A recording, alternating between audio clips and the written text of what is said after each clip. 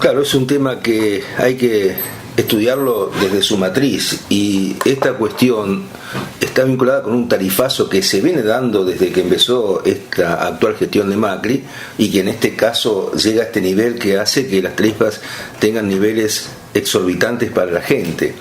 Pero esa matriz está a partir, por ejemplo, agudizada de cuando el gobierno nacional decide quitar los subsidios. Esto hace que, por ejemplo, la empresa Prisa de Energía, que pagaba en el mes de noviembre de 2017 506 millones de pesos a Camesa, que es la empresa generadora de energía, tuvo que pagar en febrero del 2018 1.100 millones de pesos, a lo cual hay que agregarle el IVA. Entonces aquí hay una decisión nacional que obviamente hace que sea para abordar por parte de nuestra empresa provincial de un esfuerzo enorme. Y aquí viene la diferencia que tenemos con la EPE e incluso con el gobernador Lipsi. Frente a esa decisión nacional hubo liviandad. Al gobernador lo que se le ocurrió es decirle a Aranguren, pedirle, solicitarle que por favor no haga más aumento en lo que tenía que ser el resto del año. Un pedido, en realidad nosotros hubiésemos querido que en este punto, así como también en lo que fue la suscripción del pacto fiscal, Santa Fe tuviese otra actitud, porque ahí teníamos, por ejemplo, decíamos el pacto fiscal, a nuestro favor, el dictamen nada más y nada menos de la Corte Suprema de Justicia de la Nación, que nos da una cifra enorme, con la cual habría que haber exigido en todo caso que eso se cancelara. No se hizo y aún sigue sin pagarse, y eso que Santa Fe firmó un pacto fiscal comprometiéndose a algunas cuestiones que hoy estamos sufriendo las consecuencias. Así que en este tema tarifario vuelve a mostrar una actitud débil, y cuestionamos que la EPE lo que hace es un traslado mecánico y lineal de lo que fue lo que la Nación le mandaba. Lo bajó a todos los usuarios. Encima con aditamentos adicionales que hicieron que, por ejemplo, hemos estudiado que el costo de kilowatt que paga la EPE a la Nación, sumando el pago que hace a Camesa como a Transener. Camesa es la que produce, Transener la empresa que distribuye, acá casi se duplica. Entonces entramos a discutir los por qué. No nos dan respuestas claras. Sí observamos que hay un desarrollo gerencial en la EPE muy fuerte, y sí observamos que hay una actitud de insensibilidad que en ese sentido pareciera que quieren copiar a Aranguren. No observamos mayor distancia entre lo que es el criterio planteado por la EPE e incluso por Aguas Santafesinas en el andarivel de agua corriente a lo que es el modelo nacional. Es como que se hubiesen mimetizado, se hubiesen arangurenizado, no sé si está bien dicho, y de esa forma hoy quieren afrontar esta cuestión sin tener en cuenta el tejido social, productivo, lo que es la realidad del país y de la gente. Entonces ahí surge que nosotros exigimos, planteamos, discutimos esta cuestión, tiramos algunas iniciativas. Recuerdo, por ejemplo, que en lo personal, una iniciativa que presenté en la Cámara y que fue aprobada por el cuerpo por unanimidad, fue para que se discutiese con el tema de los tributos nacionales que pagaba Santa Fe, como desde Santa Fe se decía pagos diferidos en IVA, o rediscutir las cuestiones, y ahora eso se empezó a dar, pero de otro modo.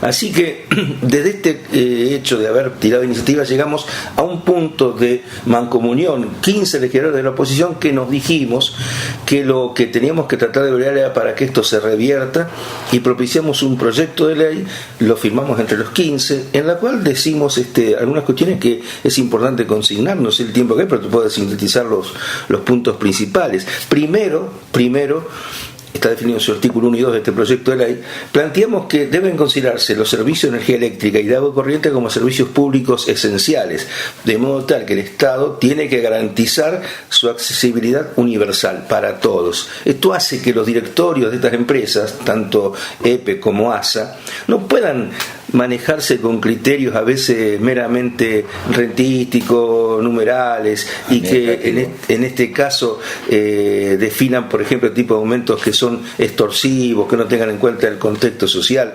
Así que esto es concretamente una cuestión que en los artículos primeros lo fijamos claramente. Servicios públicos esenciales. No puede darse un escenario donde haya santafesinos que queden fuera de tener nada más y nada menos que luz o agua.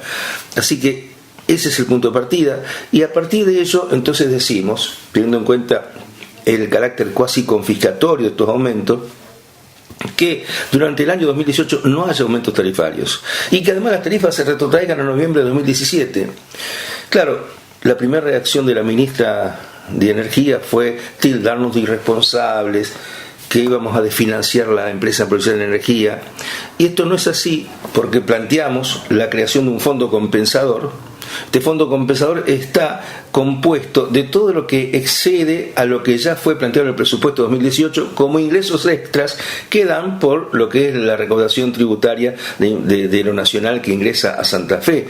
En este sentido siempre se coparticipan esos impuestos en un 50%, preservando eso que se destina a comunas y municipios. Nos queda un fondo de 7.500 millones de pesos que entendemos que le permite al gobernador, porque él lo manejaría, ir compensando lo que deje de recaudar la empresa de producción de energía y Aguas Santafesinas, que son las empresas que pueden tener este cimbronazo a partir de que uno dice no cobren, no aumenten, y encima además le decimos no corten los servicios, porque es cierto, le hemos incorporado además que los jubilados con haberes mínimos, los desempleados, los que son monotributistas sociales, las pequeñas y medianas empresas que han sufrido aumentos en este último tiempo superiores al 200%, las asociaciones civiles sin fines de lucro, los trabajadores de casas particulares, todo este universo decimos que no sea sujetos de corte. Y decimos también que los reenganches que tienen que darse no son con cargo. Esto que te significaría entonces una pérdida recaudatoria a la empresa de producción de energía se compensa de este fondo compensador, y entonces lo que es esa crítica hacia nuestro proyecto desaparece. También es cierto que en el debate se puede enriquecer este proyecto, ¿no? Lo que pasa es que, por ejemplo, quisimos grabar para sostener este fondo a las cerealeras exportadoras, pero producto de que Santa Fe dio el pacto fiscal no puede haber nuevos gravámenes. Entonces no quisimos meter eso en nuestro proyecto de ley. Así que apelamos a este fondo que, bueno, es cierto, al gobernador le puede gustar a lo mejor más que vaya a rentas generales y manejarlo para otras cuestiones. Pero ¿por qué decimos que sea direccionado aquí? Porque en la agenda de hoy es prioridad. Porque uno recorre la provincia o cualquier lugar y esto es un malestar enorme, y porque además estamos viendo que ya es un malestar enorme lo que pasa con las tarifas de luz y de agua en aquellos lugares donde está el servicio de agua corriente dado por la empresa santafesina, cosa que Venado Tuerto es otro el modelo porque es del servicio cooperativo.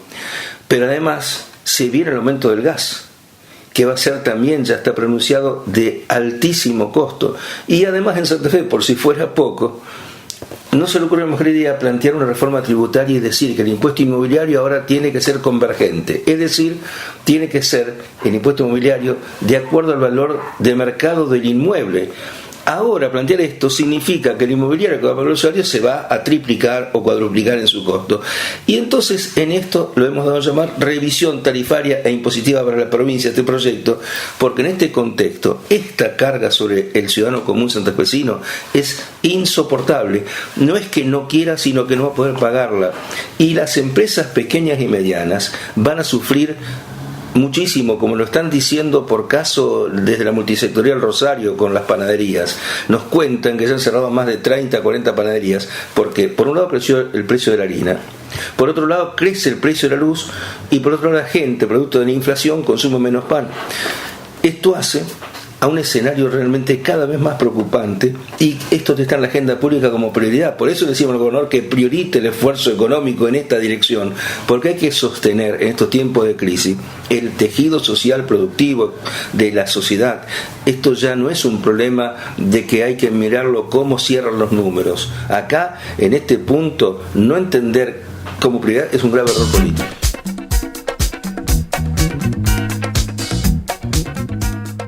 Ahora pareciera ser que Lipsia endureció su discurso frente al presidente Macri, porque se está dando cuenta de que hay una reacción muy alta y que una vez más vuelve a equivocarse en lo que es la percepción de estas cuestiones. Me recuerdo haber dicho en otros temas, el tema del transporte pareció ser que tenía que ocurrir la tragedia Montica para darse cuenta que hacía falta resolver ese problema. Este tema de las tarifas, las primeras respuestas, la no imaginación de otro tipo de respuesta marca una visión equivocada. Esto es prioridad en la sociedad y nosotros estamos todavía con la expectativa de que pueda asumirlo, que no solo sea criticarlo a Macri, sino también cambiar la política propia, porque en este sentido no se puede solamente cuestionar a la nación. A ver, en Santa Fe tenemos empresas y está la posibilidad de redefinir esta cuestión y esperemos que lo haga. En el plano legislativo, que donde estamos prestando la ley, fue bueno, saludable que nos hayamos encontrado el conjunto del justicialismo más del Frade, más Giustiniani y otros diputados que hicieron un bloque de 15, y hemos visto voces de legisladores del oficialismo que por lo menos en voz baja nos dicen que están de acuerdo. Vamos a ver si logramos tratamiento preferencial, vamos a ver qué pasa con el voto. Y a todo esto en el Senado también hay proyectos parecidos, con lo cual tenemos expectativas todavía de que esto pueda hacerse realidad. Y tenemos expectativa también en que se tome nota desde la política de lo que es el reclamo de la gente, y va a haber movilizaciones y hay expresiones, y esto realmente es un hecho que no puede desatenderse.